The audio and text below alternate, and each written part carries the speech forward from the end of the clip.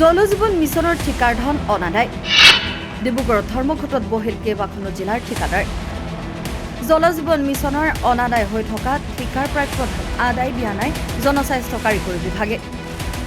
ইয়াৰ প্ৰতিবাদত আজি 2 ঘণ্টীয়া অৱস্থান ধৰ্মঘট কাৰ্যসূচীৰ ৰূপায়ণেৰে চৰকাৰ তথা সংশ্লিষ্ট বিভাগক শীঘ্ৰেই ঠিকাৰ প্ৰাপ্য ধন মোকলাই দিয়াৰ দাবী জনালে কেইবাখনো জিলাৰ ঠিকাদাৰে।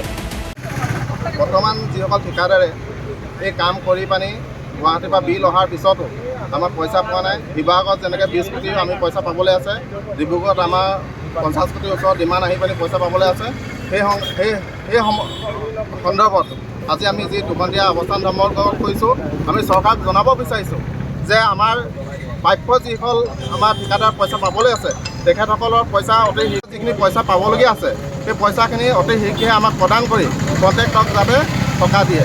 আৰু অন্যথা যদি আমি আজি 2 ঘণ্টীয়া অৱস্থান ধৰ্মঘট কৰিছোঁ, যদি আমাক পইচা নিদিয়ে আমি ইয়াতো আমি জংগীয় আন্দোলন আমি গঢ়ি তুলিবলৈ সক্ষম হ'ম। গুৱাহাটীস্থিত মুখ্য অভিযন্তাৰ কাৰ্যালয়ে আবণ্টন দিয়াৰ পাছতো ঠিকাদাৰে লাভ কৰা নাই ঠিকা কৰাৰ প্ৰাপ্য ধন। ইয়াৰ প্ৰতিবাদত জল জীৱন মিছনৰ বিভাগীয় ঠিকাদাৰসকলে ডিব্ৰুগড়ত ৰূপায়ণ কৰে অৱস্থান ধৰ্মঘটৰ কাৰ্যসূচী। এই দাবীখিনিৰ কাৰণে আমি আজি অৱস্থান ধৰ্মঘট কাৰ্যসূচী লৈছোঁ, যাতে আমাৰ ঠিকাদাৰসকলৰ যিখিনি পইচা পাবলৈ আছে সেইখিনি অতি শীঘ্ৰে চৰকাৰে মুকলি কৰি দিয়ে। সেইখিনি আমাক ক'বলগীয়া হ'ল। বহুত মানে কি হ'ল, বেংকৰ ঋণ লৈছে, বহুত লেবাৰ পে'মেণ্ট কৰিব আছে। ঠিকাদাৰসকল অসুবিধা হৈছে ঠিকাদাৰ কাৰ্যসূচী চলাই নিবলৈ। সেইখিনিতো আমাৰ চৰকাৰৰ কাম। চৰকাৰক আমি ঠিকাদাৰসকলে সহায় কৰিছোঁ। আমাৰ নিজৰ পুঁজি ধন খৰচ কৰি আমাৰ পৰিয়াল এতিয়া পূজা আহিছে, আমি বহুত পে'মেণ্ট কৰিব আছে, বাকী আছে, বেংকৰ লোন আছে, সেইবোৰ আমি মাৰিব লাগিব। আমি যদি আমাৰ কৰ্ম বিনিময়ত যদি চৰকাৰে পইচাখিনি নিদিয়ে তেতিয়াহ'লে আমি ঠিকাদাৰসকল মৰিব লাগিব, বঞ্চিত হৈছোঁ। সেইটো কাৰণে আমাৰ মনৰ ভাৱখিনি প্ৰকাশ কৰিবৰ কাৰণে আমি আজি 2 ঘণ্টীয়া ধৰ্মঘট কাৰ্যসূচী পালন কৰিছোঁ।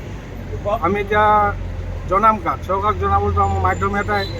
সেইটো কাৰণে আমি আজি সমূহ ঠিকাদাৰসকল একত্ৰিত হৈ আজি আমি 2 ঘণ্টীয়া ধৰ্মঘট কাৰ্যসূচী অৱস্থান ধৰ্মঘট কাৰ্যসূচীত অংশগ্ৰহণ কৰা ঠিকাদাৰসকলে শীঘ্ৰেই প্ৰাপ্য ধন মোকলাই দিবলৈ দাবী জনায়, অন্যথা তীব্ৰ আন্দোলন গঢ়ি তোলা হ'ব বুলি স্পষ্ট কৰি দিয়ে।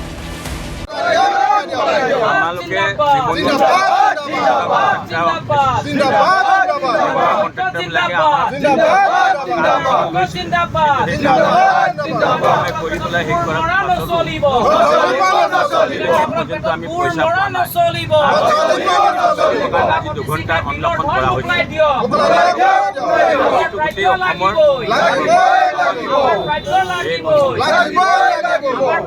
ডিব্ৰুগড়ৰ পৰা দীপিকা বৰুৱাৰ ৰিপৰ্ট, ৰিপাব্লিক বাণী।